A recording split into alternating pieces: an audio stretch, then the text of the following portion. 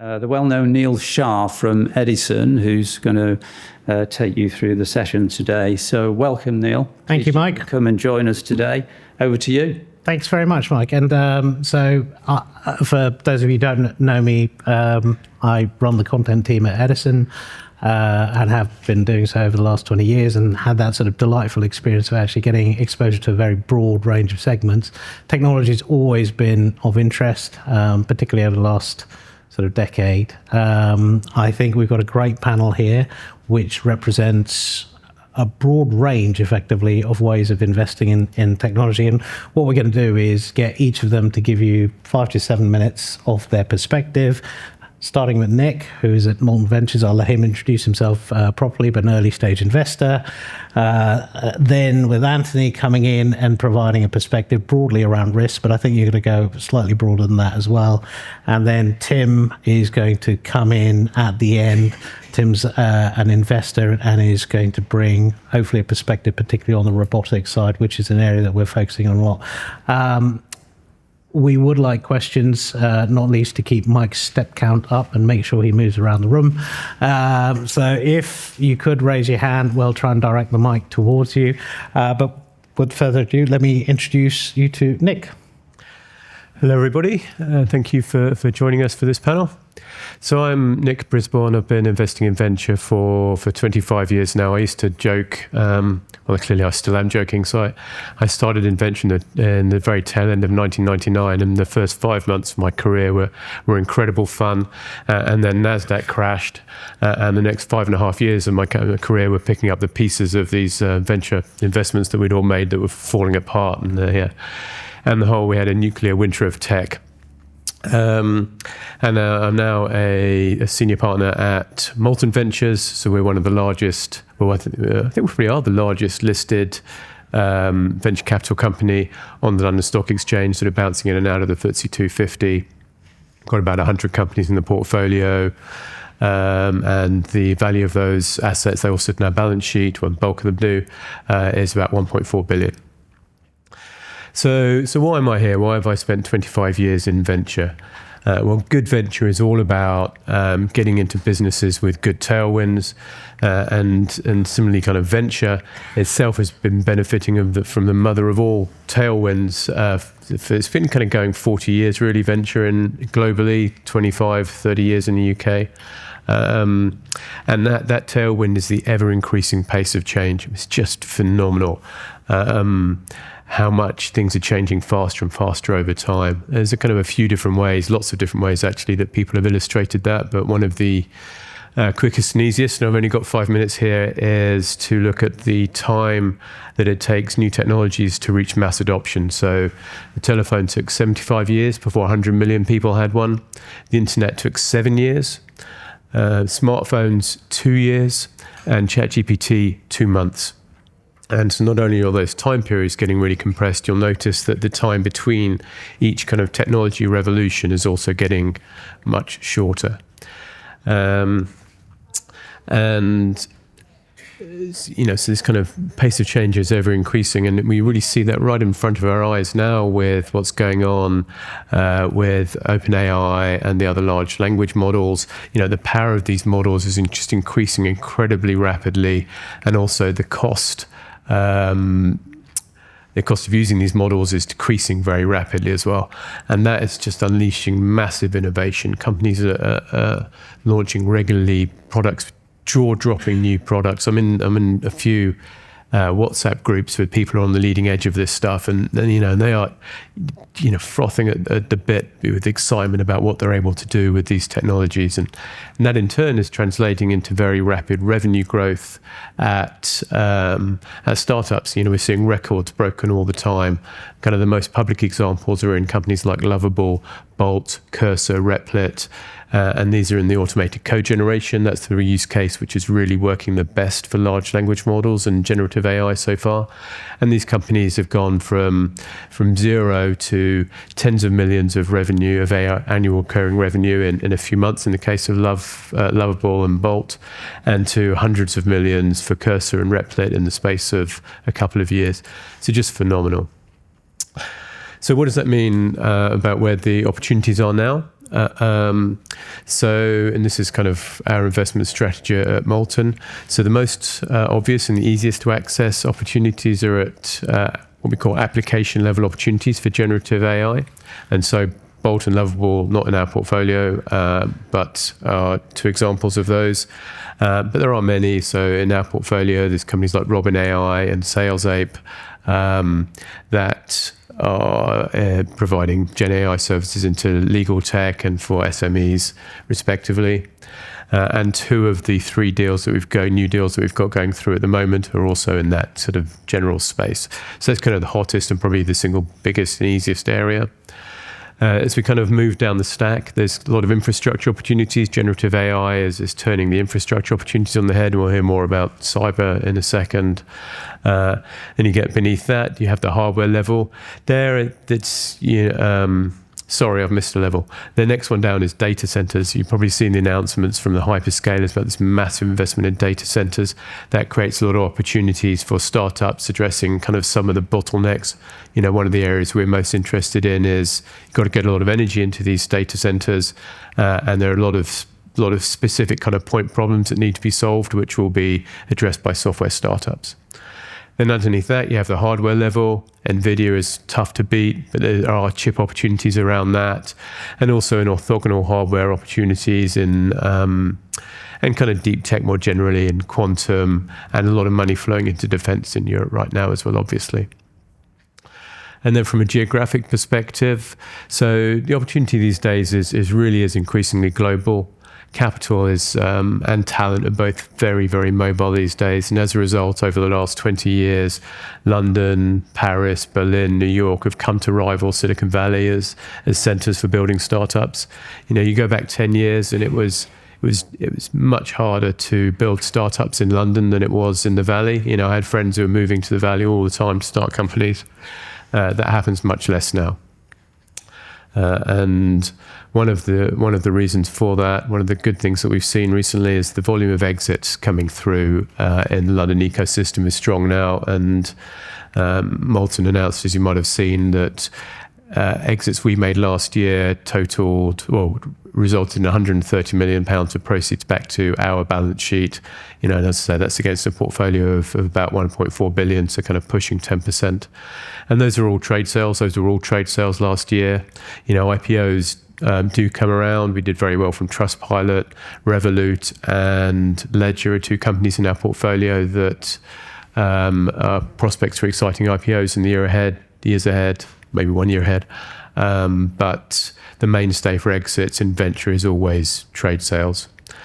So if you'd like to invest in Molten, three ways you can do that. So you can buy shares in Molten Ventures PLC. We also have a VCT where you can buy shares, and then we have EIS funds, and all of that is available from our website. And of course, you can access the venture industry more general via other parties or by angel investing via those same routes. Great. Thank you. Thank you, Nick. And I think you majored on AI there, and a big part of AI is data, and a big part of data is the risk data creates. So delighted to have Anthony. Anthony, perhaps you could also just explain a little bit of your own background as well. Yeah, absolutely. I'm afraid I'm the guy who bought slides, so I'm going to grab that quickly. So I have been in cybersecurity for 20 years, helping cybersecurity companies, particularly small ones, grow through marketing, sales, helping them get funding, etc. But I also founded my own technology company 10, 15 years ago, focusing on identifying reputational risk, which recently exited itself as well. I believe risk is accelerating and scaling, and that is only going to increase with AI and with larger computing power, etc. We live in a world where a guy in a cat t-shirt can bring down a hedge fund. We live in a world where a fragmented set of people on a forum somewhere can stop the largest pipeline in the east coast of the US from pumping oil and gas. And we live in a world where our flagship retailer, where a 17-year-old, a 17-year-old, 19-year-old, and a 20-year-old have just been arrested for bringing down our largest retailer. They literally targeted every single value-generating asset that business had They pulled down the website. They click and collect has only just started working since Monday, much to my wife's joy. And they stopped the card terminals working, and they interrupted the supply chain software. So there's some very ugly pictures of empty shelves in the national press. And basically, this is the way that risk works in the technology environment. It is like a plague of locusts. It comes in, it feeds on the company value, and then it disappears off somewhere else. And while that is obviously a terrible thing, I believe it also presents a risk and an opportunity for investors. Why do I think that? Because two things largely. Risk is now a strategic imperative. It's no longer a backroom function. It's something that is at the board table. It's something that executives are deciding on. And secondly, it's an arms race. And those companies who want to mitigate risk aren't going to be building the things themselves to defend against risk, because it is quite a niche specialism that requires quite a lot of research and development, especially to stay ahead in that arms race. What these companies typically doing, so any company mitigating risk, be it reputational, operational, financial, any kind of risk really at a large company, they're doing three things very broadly. They're trying to identify risk inside massive data sets, which is something that, as you touched upon, AI is helping with. So if you imagine hundreds of millions of web visits hitting the largest retailers every single day, how do you pick the one needle in a haystack? They are preventing risk, so they're automating the prevention of risk. Again, another great use case for AI. They're actually stopping malware files from executing. They're stopping, the bad guy in your network moving laterally to the key parts of your infrastructure you don't want them to get to. And finally, they are involved in resilience, so helping you optimize your instant response processes so you bounce back quicker. And there's a lot in the risk industry talks about resilience, because it's now not a case of if, but it is when. You have to have those things in place in order to bounce back effectively. Largely, the companies offering these three things come in two flavors. There's the big consolidated players who do all three of them, who are smashed together by PE sometimes have just grown organically at the very early days of cybersecurity, and now they offer everything.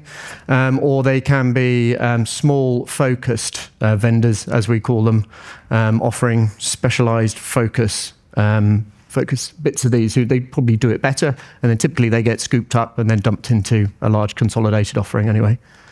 And just a really quick peek into what the opportunities are in the risk market. So I'll be honest, I've gone comfortable and focused on cybersecurity largely, but just to give you an idea of the size of the opportunity at the top end of the market. So two of the magnificent seven of cybersecurity have recently crossed the $100 billion market capitalization. The second one to do it was CrowdStrike, who got there in, I think, 11 years, something like that. They've grown pretty fast, and that's, I think, from laying the first line of code. So that's quite impressive trajectory. The middle of the market is hugely frothy at the moment. There's a massive amount of consolidation taking place. Large legacy tech vendors like Cisco, Google are deciding that they don't have the time to build the specialist things themselves and are scooping up companies. So Wiz, an Israeli cloud security vendor, who was doing 700 million in annual recurring revenue, was recently scooped up by Google for $32 billion, which was a pretty landmark acquisition. And then in the smaller company end of the market, it is the usual, I want to say bum fight, but it's slightly more structured than that. But it's there's a lot of opportunity. 3,500 vendors. It's quite a mature investment community, I would say now, especially in the UK. A lot of founders have grown their first business, sold it, left, and are starting to put the money back into UK risk and cybersecurity companies. And with that comes, all the important things for startups, networks, money, experience, etc. So I hope we're only going to grow those companies better. And the fundamentals are strong, I believe. So Gartner, the tech industry analysts, recently said over the next 5 years are going to grow. Customer spending is going to grow by 30%. I only believe that is going to be driven further by geopolitics. And we're also in a defense spending super cycle, which I didn't know what it meant either, so look it up, which basically means lots of money is going in. There's big bazookas in Germany, there's European defense funds, there's a strategic defense review, cybersecurity and risk reputational risk, disinformation, mitigating all of those risks is a big part of that type of spending as well. So I think that will drive it even higher. And then AI, which I'm sure you've heard about a million times today, it presents a massive opportunity, but there is also the risk of AI, which also presents an opportunity conversely, because if AI goes wrong, data sets can be poisoned. We've all seen racist chatbots, etc. And so that is by no means a secure thing, and that also needs to be secured. So that presents another investor opportunity. Thank you very much. Thank you, Nick. And lastly, but certainly not least, Tim. And I mean, we touched on AI there, and I think the sort of fascination with robotics is it's almost the coupling of moving AI into the physical realm. Yep. Love to hear, the work you're doing. Okay. Do you mind if I stand up? Yeah, please. Stand up. I think I better stand up. So thank you for seeing us today. Thanks for. I have. Oh, it's gone. I had one slide, and there it is. One of which is, as it says there, a Yaskawa semiconductor wafer handling robot, and the other is the Siemens digital twin, which on one side is the digital twin, and there is the factory with the robots working. So I actually run, as a job I've done for the last 30 years, a sort of balanced global equities fund. So I'm really a generalist. So my qualifications to speak to you about robotics, generally speaking, are pretty low. In fact, at school, I was pretty useless at science. I was thrown out of chemistry. And to be honest with you, I would say that I've probably got more chance of captaining England in this winter's Ashes than I could build a robot or write the code to drive a system for robotics. But the reality is, as an investor, just like these guys who specialise, what I have to do is to decide when industries are coming to a point in time when they're going to become more relevant to us as investors. And actually, to the point that was made by Neil earlier, what's different about robotics is that actually you can argue it's quite a mature industry. Companies like Yaskawa have been making robots and shipping them into the field since 1997. Companies like Fanuc have been doing it for even longer as part of process automation. What's changing now, though, is that we've come to a moment in time where physical AI is coming at a moment in time where it can converge with human robotics. Now, you don't have to believe me, but you might believe Jensen Huang.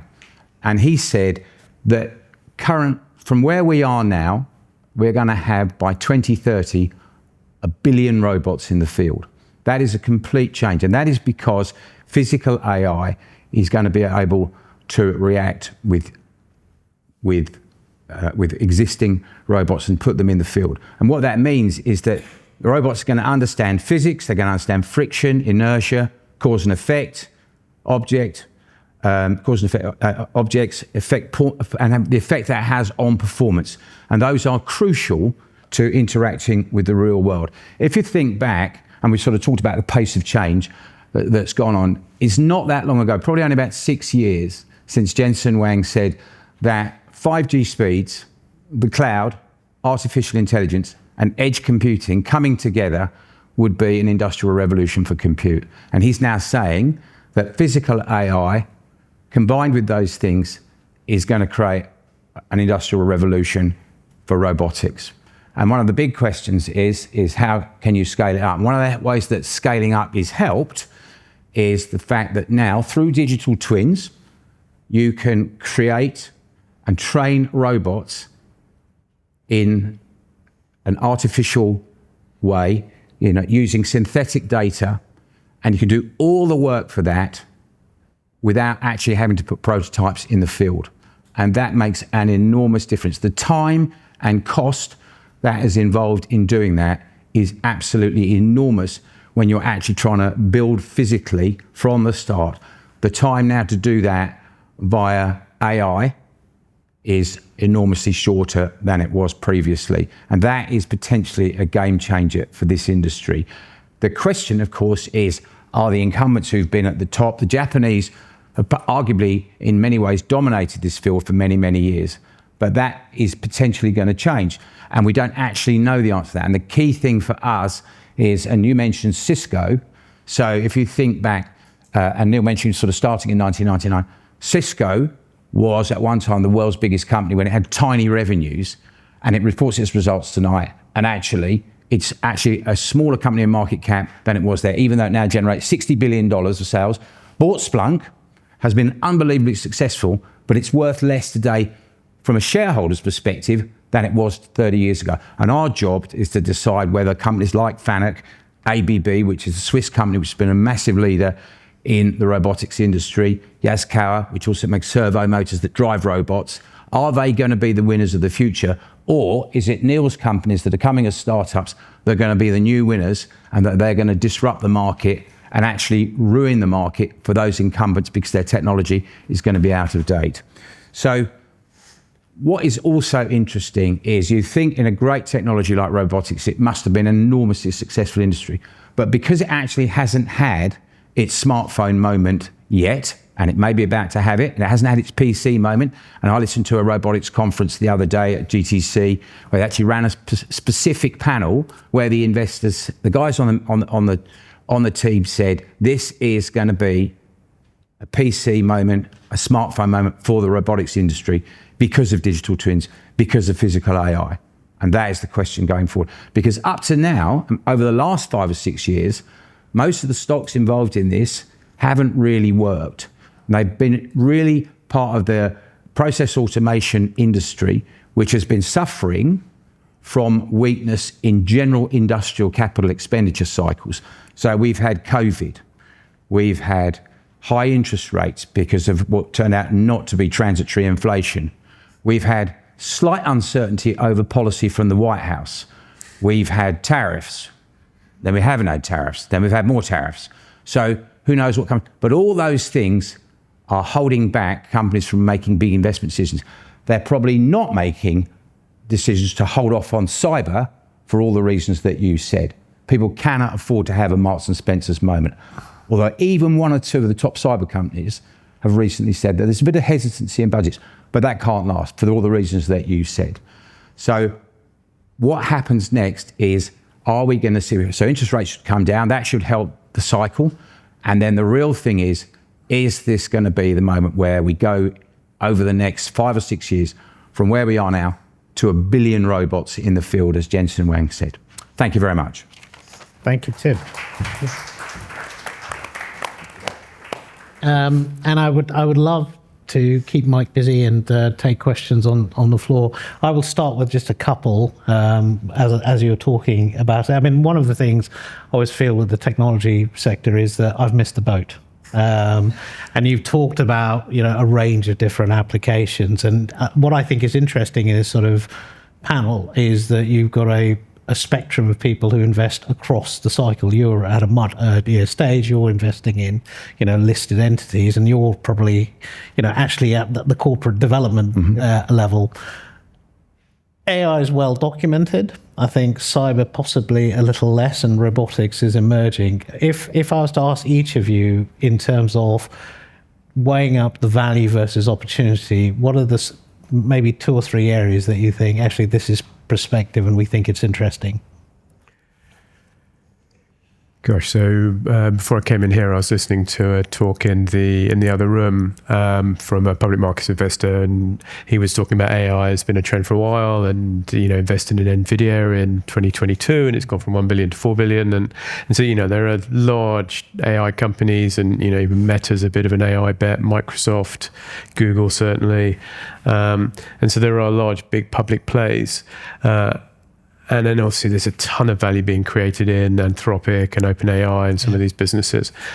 But where we are playing is, like I was saying earlier, at the application level for Gen AI businesses. I think that is an area where we're just going to see an awful lot of companies turning over, the next 5-10 years, the successful ones will get to be turning over 100 million, 200 million. Wiz is an example of a company that was, it's not even 5 years old, is it? I don't think. Just if that. Yeah. And it is an AI. I think actually. Yeah, it's an AI cyber business. And so I think we're going to see a lot of opportunity right from the biggest companies down to the smallest companies in AI. Okay. I mean, I personally think It's a difficult question to answer for me because I think AI is actually part of the infrastructure of everything that happens in cybersecurity anyway. Yeah. It's like trying to say, should I invest in cloud about 5 or 6 years ago? Cloud is now everywhere and everything. It's like trying to say, should I invest in chips when chips were first being manufactured? And they just became everything. So AI is, because cyber is particularly well oriented to lend itself to AI, because in cyber, and risk in general, there is masses of data with so many different varieties of risk, and AI is very good at picking out the tiny little risk points. So I would say cyber AI will just become part of risk, and the companies that will succeed will be the ones that can actually sell that in a way that solves a problem that the customer wants. I know that's a bit of a boring answer, but I'm tired of hype and heat in the technology startup sector, and I think you have to do your research and find out the companies that are solving a real problem in a differentiated way, and that is when you're going to get value. It's not necessarily we chucked an AI thing in it. It fixes a problem and it works and people are going to buy it. I'm sorry, that's quite a boring answer. No, AI washing. And we went through a period where suddenly every company that came to pitch to us had got a bit of AI, and we would just talk about what's our AI bullshit radar, and and it was swinging all the time, and now kind of entrepreneurs have all read about that on the internet, so they've got a bit smarter with it, but for sure. Yeah. Well, I mean, that whole point about AI, I mean, when we did our pre-meeting and got together and you said, well, not you, but we had this guy said, you don't need to cover AI. Loads of other people are talking about that. But the reality is we can't talk about robotics, we can't talk about cyber, we can't talk about the things that you're inventing without talking about AI, because it is what is driving everything now. And it's what is, as I said before, it's what is going to drive a new era in robotics if we get this shift between the physical and where we are now. So that is the big shift. That is the big opportunity in robotics. And, as I said, the difference in robotics is that it's a mature industry that may be about to have its own iPhone moment.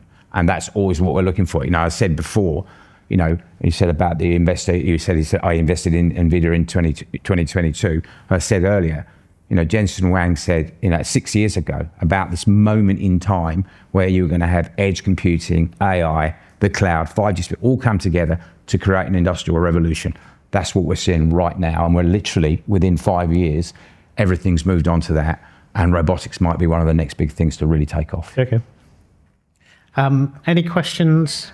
You meant on the cybersecurity, you mentioned a number of large acquisitions. Yep. But isn't there a risk of overpaying? Because surely you can use AI rather than make those acquisitions. For example, Palo Alto Networks buying CyberArk for its identity software. Why would they waste 25 billion on that when they could use AI, and you could extrapolate that to the whole acquisition market, that people could use AI instead of acquire? I suppose that's a buy rather than build argument, isn't it? I think it's such a fast-paced market that if you build, it will just take too long and you'll fall too far behind. Like all of these companies in risk, they're always evolving because threat actors are always 5 steps ahead of the countermeasures. So there's measure and countermeasure in cybersecurity. A bad guy does a bad thing, it works, then all of a sudden they're all doing it.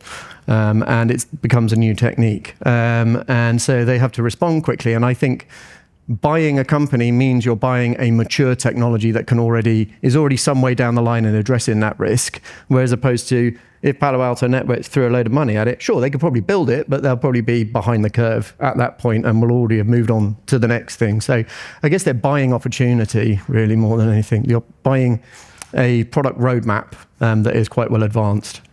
But couldn't AI speed that build process? So whenever we're investing in a company, then we think about the exit, obviously. And when we think about the exit, we think about the acquirer, and they will make a buy versus build decision. That's what every acquirer does. And so part of the calculus that goes into that is how difficult would it be for me to build this software? And and that is getting much cheaper and quicker and easier, as you point out. But there's still, like, if you've got a lot of customers, then there's an awful lot of kind of detailed know-how which has gone into kind of fine product features, which is still going to be hard to replicate. But that kind of buy versus build calculus is going to change over time. But what you're seeing from these, I mean, these are clever companies, right? These are not stupid people that are making these big acquisitions for these big values, and the view that they're taking is that it's still worth buying. The other kind of part of the thing that we always think about in relation to this is, so if you're looking at a company like Google, which is, what is Google's market cap these days, a couple of trillion or something, and so if they're dropping 700 million on even 32 billion on Wiz, it's their market cap's only got to move by, what is that, 1.5% as a result, right? And so we think a lot about these in terms of the kind of the ratios of the values of the businesses. To build what Wiz did is deeply complex. You can't just get an AI to go out and build, well, maybe in the future, but currently you couldn't just do it. It takes quite a lot of engineering know-how to do that in the first place, and there's always some bit of secret sauce that you're buying, be it stripping an encryption thing away somewhere, or being able to ping all the things in the cloud and come back with a certain report. That's not just a task that you can just give AI very easily, I don't think, and I think it would probably come with a bunch of errors. And also, don't forget that security is a thing. Security companies are bought by customers because they have a reputation. So they're kind of part buying the reputation as well. People loved Wiz. They absolutely loved Wiz because you pressed a button and it told you all of this complex stuff, and it scrunched it down into red, orange, and green. And they loved it because of that. It made their lives easy. So that reputation, that brand that came with it as well, was worth some cash, I'm pretty sure. But that is still hard to build with AI quickly today, but you could do it much more quickly than Wiz did. But fast forward 5 years, and I think, like, build something which sends an agent out to look at your network, brings back a report and says green, amber, or red. That will become, like something that you could do in weeks, right? And so that is the kind of the terminal value of these businesses, and indeed the enduring value of any software company, I think, is going to change, and your long-term value becomes around brand and reputation. Yep. If you've got proprietary data, which Wiz will have as well, actually, once you, particularly in cyber, if you monitor a lot of threats and you build up a lot of data that other people don't have, and that feeds your AI models, and so you kind of can't create that stuff from scratch. This is where I think some of the barriers to entry are going to go going forward. And companies that have just done software companies that just do workflow automation, I think will be in a weaker place. Final thing on that. I think it's a really interesting question, because when the code starts writing the code, what does that do to startup ecosystem? Because traditionally it's been humans writing the code. When the code starts writing the code, you could have thousands of different startups popping up very, very quickly. So what does that do to the whole thing? That's exactly what's starting to happen. Yeah. The only thing I would just add finally on that, from sort of my perspective, is that what has been possible is, for some, and it's amazing to be talking about Cisco as a legacy tech business, because it really only came on the scene when Neil referred to when he was sort of starting up, but actually it got into quite a moribund position, and it needed to re-accelerate its revenue growth. So it bought Splunk, and IBM went nowhere for years, so it decided to buy Red Hat, and that has accelerated its top line growth quite substantially. The legacy businesses are still slow, but IBM shares have been re-rated as a result of finding a growth engine in their business. So I think that's why the quoted sector is prepared to pay what look optically very high multiples to accelerate growth. Sometimes, to your point, they get it wrong. AI could be a game changer that ruins all that. We'll have to see. But that's why legacy tech businesses have been prepared to pay optically very high prices to get into businesses to re-accelerate their growth. There was a couple more questions. Is there one behind you or one on either side, Mike? There's one at the front. Hi, it's more of a personal interest, this one. Since, like the lady said, you're the movers and shakers in here, have you come across, or do you think that we're quite close to self-aware AI, where, like you were saying, that where you get AI which codes itself, such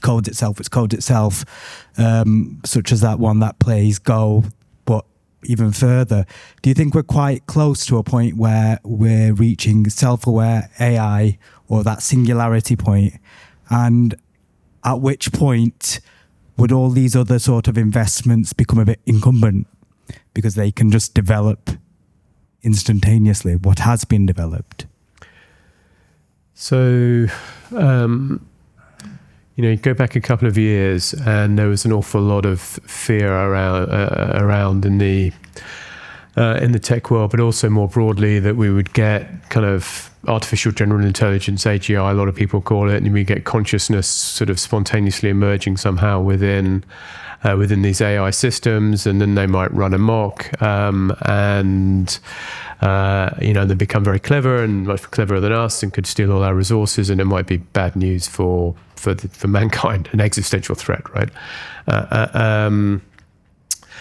So, fast forward a couple of years, and concern about that is definitely less than it was before. And I think specifically when you look at consciousness and how that might emerge, it's difficult. And then you look at the detail of how these models actually work, and it's it really seems like a big step. Like you may have read about this, but if you look at the details of where these large language models work, they read the entire internet, which makes them unbelievably great at saying, if we see these 3 or 4 words, what is the kind of most likely be the next one, and then do that in very, very specific contexts.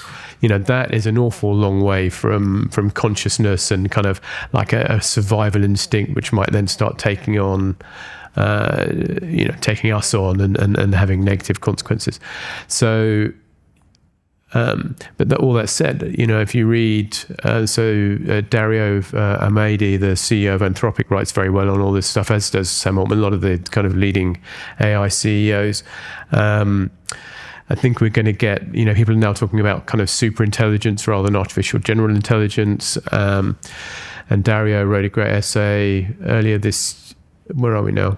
Probably late last year, maybe earlier this year, saying, in his opinion, and timelines are difficult, but maybe as early as 2027, we'll have a situation where it's equivalent to having hundreds or thousands of PhDs in a data center, and you can just kind of set them on the world's biggest problems, and we will get 100 years progress in medicine in 10 years, for example. Things won't happen instantly because you still need to do experiments with test tube. There's some limits, but things will start to explode. Now that might be the optimistic end of things, but when I said earlier, the kind of jaw-dropping products being built, people foaming at the mouth, this is kind of the early stages. This is what we're seeing, and it's not really translating through into companies and products yet, but you can see the kind of the bits building. It feels a bit bubbly in some respects. Well, it might be overvalued, and people are overvaluing companies as a result, and it's hard to know where it goes, right? Yeah. I think an important question to ask ourselves as well is, is that where we want to go? And if we decide that's not where we want to go, then how do we regulate and create policy that ensures that we go in the right direction and not in the wrong direction? Because currently you have people building very expensive teams of super intelligent people with amazing tools, but out of sight of any of that kind of stuff, regulation, policy, etc. So I think that's something that has to be decided. I think we have time for maybe 1, maybe 2 questions.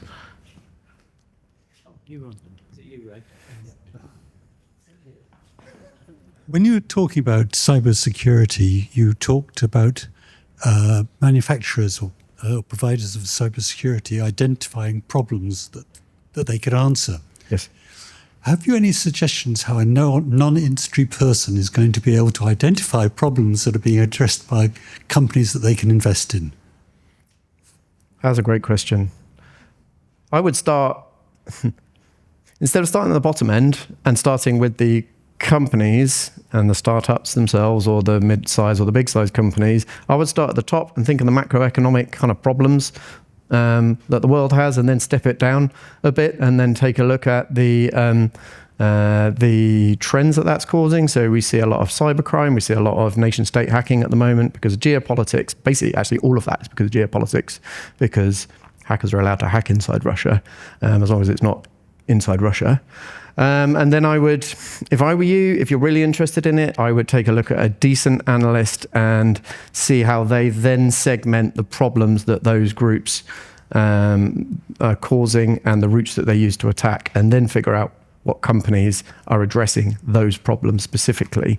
And word of caution, you may get distracted by a lot of the super exciting emerging stuff, because marketing is very effective in cybersecurity, but there's also a load of boring problems that have been around for years that are still being solved in cyber and risk that still haven't been solved properly. So things like holes in software, people clicking on links, non-segregated networks. Relatively boring problems can be quite a good investment because they obviously haven't been solved for a long time because they're difficult to solve. And they cause 85-90% of the actual hacking attacks, etc. So don't always look on the edge. It's quite tempting to go back to the future and look at the shiny stuff. Actually, I would look at the actual problems that are causing companies to be attacked. And see who's addressing those problems in a new and interesting, differentiated way. It's all about differentiation in cybersecurity, because you'll see a problem emerge and then you'll see 7 vendors immediately step up and say, we will solve that problem. And it's probably only 1 or 2 who will actually succeed. The other 4 will die or get bought. So when you're trying to assess who you should put money into, look at things, not just technology, but look at the founding team, what have they done previously, etc. Look at how effective their go-to-market is. Look at how analysts, etc., talk about them as well. Gents, I think we are up again. Yeah. We are. Gents, thank you very much. The only thing stopping this group going off to their lunch is for me to say thank you very much. It's been a fascinating run through a very broad area, and I know not everyone got a chance to ask questions, so hopefully if you're still around they can approach you directly. Once again, thanks very much to our panel.